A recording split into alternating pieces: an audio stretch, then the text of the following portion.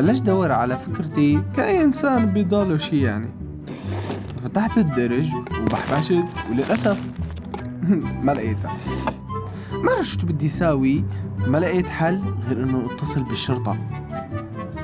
رحت للتليفون وبلشت بدي اتصلت بالشرطة، وهون ما بعرف ليش هيك طلعت صراحة. ما بعرف، ولكن كانتهم بعد ما شرحت لهم القصة كاملة وحكيت لهم اصغر التفاصيل حتى عن الفكرة، بس للأسف انه فصلوا الخط بوشي. وهون كانت صراحة صدمة كتير قوية بالنسبة لي. ما عرفت شو بدي اعمل. سكرت التليفون وبلش دور تحت الكنباية، ولكن بالغلط لقيت ايدي تحتها وبالزور طلعتها. طبعا انا كنت يعني ابدا ما لي سأل انه والله ضاعت الفكرة، وما بكيت ابدا مثل الاولاد الصغار. بس وهون كان لازم فكر وشغل محقق كونان. فكرت وكمان فكرت بعدين لقيتها، بس ذكرت انه ما لقيتها. رحت وسألت اهلي انه شافوا الفكرة، بس كان ردهم انه لا ما شافوها ابدا. وباليوم الثاني كنت عم كوبس واحلم بالفكرة، وفجأة فقت. اصلا منظري مبين انه فايق هلا. قمت وبلشت رتب افكاري انه شلون بدي ادور على الفكرة. فكرت كمان كتير منيح، وبعدين قررت انه لازم روح بقى وبلش البس اوعية لحتى روح ودور على الفكرة بشكل جدي اكثر. طبعا بلشت اقلد باتمان لانه الشخصية المفضلة اللي بكرهها انا. ايه يا ابني اللي انت بتقوله ده؟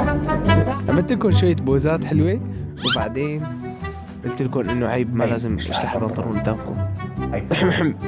واجتهدت بدلت بنطلوني، وهلا كان لازم ننطلق. رحت على المتحف وما لقيتها، وكمان دورت تحت السيارات كمان وكمان ما لقيتها. فشو عملت؟ نشرت على الانستغرام انه حدا شاف لي الفكرة، بس للأسف ما حدا شافها. بالمناسبة روحوا تابعوني على انستغرام، حتلاقوا الرابط بصندوق الوصف.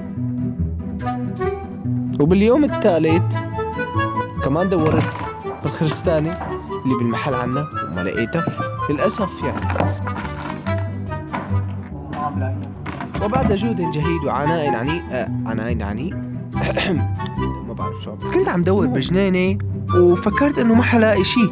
وفجأة انا وعم بتمشى بالشارع، الفكرة تبعي مع شخص من الاشخاص اللي بعرفهم، كان عم يتمشى هو وياها. ركضت لعندهم وقفتهم. لحظة، انا عم دور عليكي وانتي هون.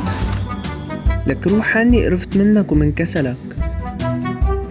لك شفت لك اقطع عمرك، قلت لك مليون مرة خلص وحاجي وحل عني وما كنت تفهم. ليك هاي زعلت مني وما عاد ترجعي. ان شاء الله بترجعي. ما حيرجع لك ابدا. ما نرجعي لي امانة. بليز رجعي لي ان شاء الله، رجعي لي ان شاء الله. وين خاطي؟ صعيدة يا اخي، مو خاطي يا حمار، مو خاطي. ان شاء الله.